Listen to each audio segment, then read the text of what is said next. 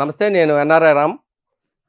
నేను ప్రస్తుతం జరిగిన ఎలక్షన్ల గురించి చెప్పదలుచుకున్నాను. అయితే అందరూ ఏమంటున్నారంటే ఎన్‌డీఏ కూటమి గవర్నమెంట్ పవర్‌లోకి వస్తదని అంటున్నారు. కానీ నాకు నమ్మశక్యంగా లేదు. ఎందుకంటే నా ప్రగాఢ విశ్వాసం ఏంటంటే వైఎస్ఆర్ గవర్నమెంటే వస్తుందని నేను నమ్ముతున్నాను. దాన్ని నేను ఫిగర్స్‌తో మీకు చూపెడతాను.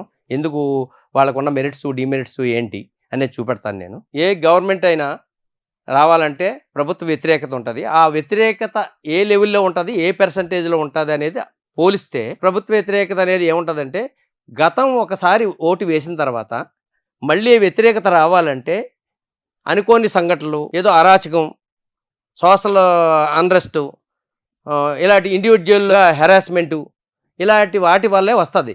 కానీ నేను ఇక్కడికొచ్చి చూసిన తర్వాత ఈ ప్రభుత్వంలో ఆల్రెడీ ఏం కనిపించటం లేదు. In addition to that welfare schemes లబ్ధిదారుడి ప్రతికి అతని ఇంటికెళ్ళి చేరవేయటం ఇలాంటివన్నీ కనిపిస్తున్నాయి. డెవలప్మెంట్ వరకు వచ్చే వరకు కూడా అనుకున్నంత డెవలప్మెంట్ జరగలేదు అని చెప్పదు. ఏదో ఐటీ జాబ్స్ రానంత మాత్రాన డెవలప్మెంట్ జరగలేదని చెప్పడం, ఏదో రోడ్స్ పూర్తిగా వేయలేనంత మాత్రం ఇది నెవర్ ఎండింగ్ ప్రాసెస్. రోడ్స్ వేయటం అనేది ఎప్పుడూ అలా రోడ్స్ వేస్తాను. డెవలప్డ్ కంట్రీలో రోడ్స్ వేస్తూనే ఉంటారు. అసలు వేయలేదని అంటానికి లేదు. లాస్ట్ గవర్నమెంట్లోనే వేయలేదు, ఇప్పుడు వేయలేదు. అలాగంటే లాస్ట్ గవర్నమెంట్లోనే వేస్తారు, ఇప్పుడు వేసారు. సో మేజర్ ఏంటంటే ఏ ప్రభుత్వానికైనా ప్రజలకు కావాల్సింది ఏంటి? విద్య, వైద్యం, తర్వాత ఉద్యోగం, ఇలాంటివన్నీ కావాలి. సో దాన్ని జగన్ గారు ఫుల్ఫిల్ చేస్తున్నారు. విద్య అయితే ఎక్కడా లేనంత గొప్పగా స్కూల్స్ని 16 మెడికల్ కాలేజీలు, పోర్టులు ఇవన్నీ పెట్టారు. ఇవన్నీ చూస్తుంటే అసలు ఎందుకు నెగిటివ్ కనిపిస్తుంది అని ఆలోచిస్తే నేను కొన్ని ఫిగర్స్తో సహా చూపెట్టగలుగుతాను. ఆ పర్సంటేజ్ ఎలా ఉంటుందంటే, లాస్ట్ టైం వైఎస్ఆర్ని 50.5 తోటి ఓటు బ్యాంకుతో గెలిపించారు. పర్సంటేజ్ తోటి 151 సీట్స్ తోటి. అలాగే టీడీపీ 39.5%తో 23 సీట్లతో పరిమితం చేశారు. జనసేన పార్టీకి, జేఎస్పీకి 5.5తో 1 సీట్తో పరిమితం చేశారు. సో 175 వచ్చినాయి. ఇప్పుడు ప్రభుత్వ వ్యతిరేకత చూసుకోవాలని అనుకుంటే ఇప్పుడు ఈ 3 పార్టీలు కలిపి పోటీ చేస్తున్నాయి కాబట్టి ఈ 3 పార్టీలు, అలాగే బీజేపీ కూడా 1% వచ్చింది. సో ఇప్పుడు ఈ 3 పార్టీలు కలిపి పోటీ చేస్తుంటే 46% వీళ్ళకి వస్తుంది. అలాగే ఆల్రెడీ 50.5%తో వైఎస్ఆర్ ఉన్నది. ఇప్పుడు ప్రభుత్వ వ్యతిరేకత మనం పోలీసు చూస్తే ఏ విధంగా ప్రభుత్వ వ్యతిరేకత ఉంటుంది? ఎప్పుడూ కూడా అపోజిషన్ పార్టీలు ఏదో ఒక ఎలిగేషన్ పెడతానే ఉంటాయి. అది చేయలేదు, ఇది చేయలేదు అని.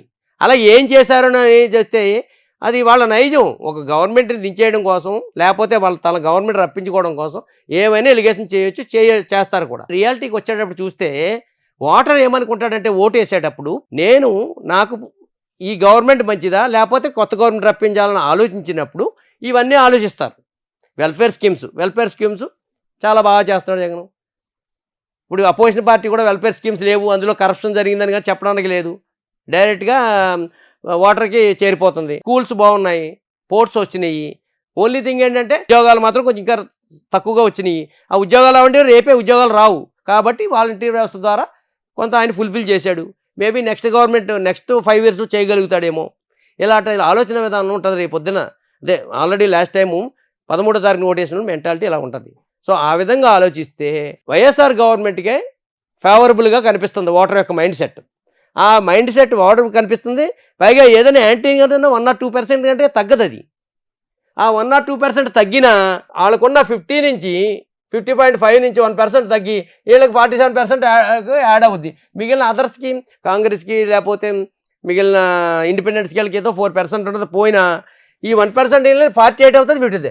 అప్పటికీ కూడా వైఎస్ఆర్ గవర్నమెంట్ రావడానికే అవకాశం ఉంది. సో క్రెడిబిలిటీ విషయానికి వస్తే, అరే ఎవరు మనకి నమ్మకస్తులు అని ఆలోచిస్తే జగను ఇచ్చిన మాట తప్పడం, మనం తప్పడం అనే విధంగా ఆయన చేసుకుంటూ వస్తున్నాడు కాబట్టి, సో ఇవన్నీ ప్రోపగాండా, లేకపోతే ఇండిపెండెంట్గా రాడని ఇన్ఫ్లుయెన్స్ చేయడం తప్ప ఈ పర్సంటేజ్ వైట్ చూస్తే అలా అనుకుంటే డెవలప్మెంట్ లేదనుకుంటే, మొన్న కేసీఆర్ గారు కంటే తెలంగాణలో గొప్పగా చేసిన, ఈ దేశంలో గొప్పగా చేసిన, డెవలప్మెంట్ చేసిన ఎవరు లేరు.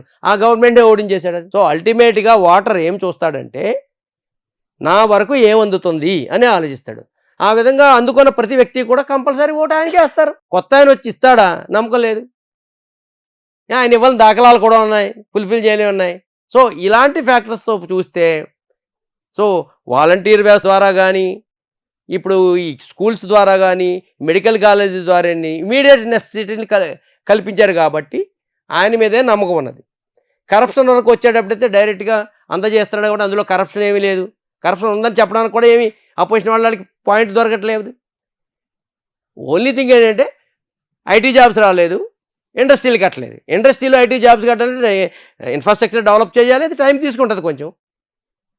సో దాని మీద మరి నెక్స్ట్ టైం పెట్టవచ్చు. అందుచేత నా ఉద్దేశం అయితే 100% వైఎస్ఆర్ గవర్నమెంట్కి ఫేవర్గానే ఉన్నది ఓటర్ మైండ్ సెట్టు, ఇందులో అనుమానం లేదు.